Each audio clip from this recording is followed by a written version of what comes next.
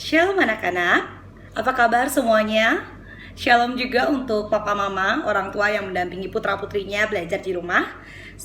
Baik, kita akan masuk ke pelajaran, tapi sebelum itu kita berdoa terlebih dahulu ya. Tuhan Yesus, terima kasih untuk hari ini.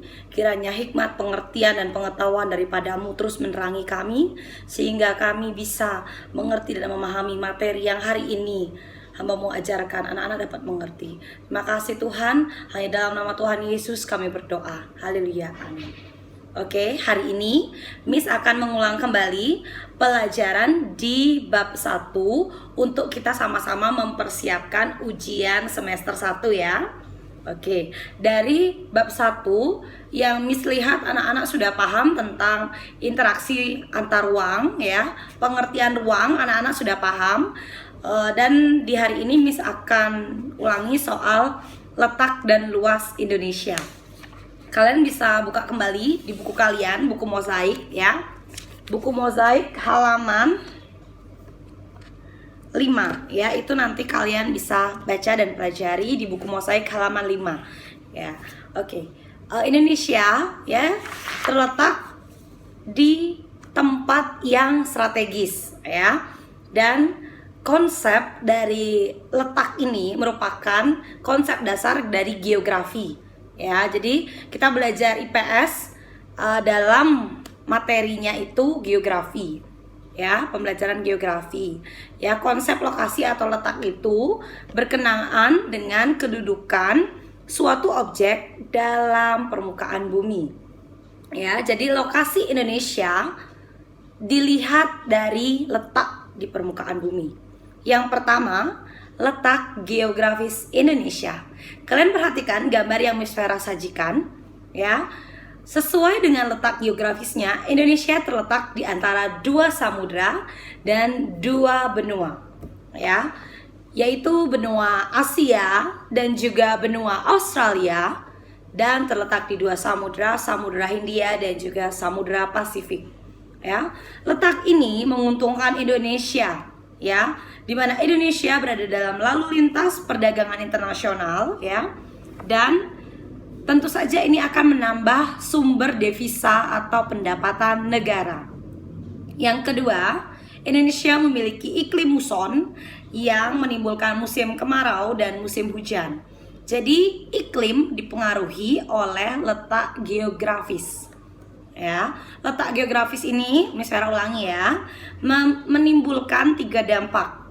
Yang pertama, keuntungan pada Indonesia ya, karena berada di letak yang strategis ini menjadikan Indonesia berada dalam lintasan perdagangan internasional, dan ini menyebabkan pendapatan atau devisa negara ini bertambah.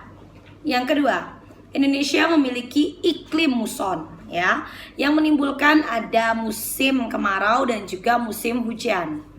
Dan yang ketiga adalah Indonesia banyak mendapatkan pengaruh budaya asing seperti teknologi, seni, bahasa, dan kebiasaan ataupun adat istiadat.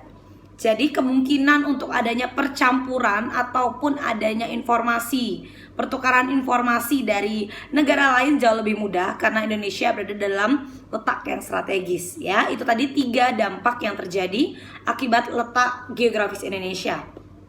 Dan pengertian dari letak geografis ya adalah letak suatu negara dilihat dari kenyataan di permukaan bumi. Ya, Miss Vera ulangi, letak geografis adalah letak suatu negara yang dilihat dari kenyataan di permukaan bumi. Ya, oke, itu tadi letak geografis Indonesia. Yang kedua adalah letak astronomis Indonesia. Ya, letak astronomis adalah letak suatu daerah atau negara didasarkan pada garis-garis bujur atau garis-garis lintang. Seperti gambar yang Miss Vera tunjukkan. Ini adalah garis lintang dan garis bujur. Garis-garis ini mempengaruhi letak astronomis suatu tempat atau suatu negara ya. Dan letak astronomis Indonesia ada di 6 derajat lintang utara sampai dengan 11 derajat lintang selatan dan 9 derajat bujur timur sampai dengan 141 derajat bujur timur. Jangan salah mengucapkan ya, Miss Vera ulang. 6 derajat lintang utara sampai dengan 11 derajat lintang selatan, dan 95 bujur timur sampai dengan 141 bujur timur. Ya. Di 6 derajat lintang utara itu adalah Pulau Weh, ya. Dan 11 derajat lintang selatan itu Pulau Roti. Ya, diperhatikan ya di gambar ini. Dan 95 derajat lintang bujur tengah itu Sumatera. Dan 141 bujur timur itu di Merauke. Ya, ini gambarnya, nanti anak-anak bisa memperhatikan lebih lagi ya, supaya anak-anak benar-benar memahami. Dan letak astronomis ini mempengaruhi Indonesia dalam pembagian zona waktu. Ya, ada yang disebut WIB, ada yang disebut WITA, dan ada yang disebut WIT. Ya, untuk WIB itu waktu Indonesia bagian barat. Untuk WITA, Indonesia bagian tengah. Untuk WIT, waktu Indonesia bagian timur. Ya, anak-anak harus menghafalkan letak-letaknya. Ya, jangan sampai nanti Jakarta termasuk dalam WITA, itu kan salah ya. Sumatera itu termasuk WIT. Ya, jadi Sumatera itu Jakarta ya, itu termasuk barat. Dan WITA itu di Bali ya anak-anak ya. Bali, lalu juga ada sebagian dari Kalimantan ya. Lalu Nusa Tenggara ya. Kalau untuk WIT itu adalah Papua. Ya, jangan sampai salah. Nanti ini kalian perhatikan gambarnya, kalian akan melihat pembagian zona waktu di Indonesia. Ya, itu tadi adalah letak geografis dan juga letak astronomis dari Indonesia. Ya, Miss Vera harap anak-anak memahami dengan video ini ya. Dan Indonesia ya termasuk atau biasa disebut dengan